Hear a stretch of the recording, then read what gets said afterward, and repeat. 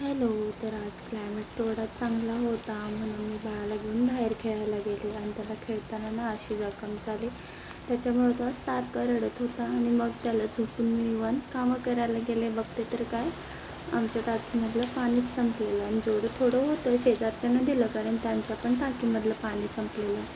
मग मी जाऊन चेक केलं तर पूर्ण पाणी खालपर्यंत गेलेलं. मग आमच्या शेजारची टाकी कोणच यूज करत नाही, त्याच्यामुळं मी त्या टाकीमधलं पाणी इकडं सोडलं आणि असा मी पाण्याचा जुगाड केला. आणि इकडच्या वातावरणाचं काही समजूनच येत नाही, कधी ऊन असतं तर कधी पाऊस असतो. मग पावसाळा आहे की उन्हाळा आहे हेच समजून येत नाही. मग मी आले खालती लगेच आणि कामं करायला घेतले आणि बाळ उठलेला परत त्याला झोपवले आणि पूर्ण किचन साफ करून घेतलं. कसं साफ असलं ना की बरं वाटतं. झाडू मारायचा होता, मग झाडूसुद्धा मारून घेतला. कसं झोपला की ना कामं व्यवस्थित होतात.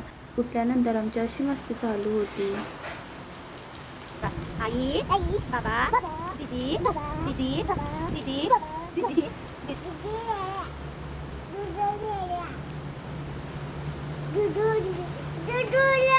बाबा ड्युटीला गेले की आमच्या दोघांचं असं सुरू असतं. तर तुम्हाला आमचा व्हिडिओ कसा वाटला नक्की कमेंट करून सांगा आणि लाईक शेअर कमेंट करायला विसरू नका. Thanks for watching.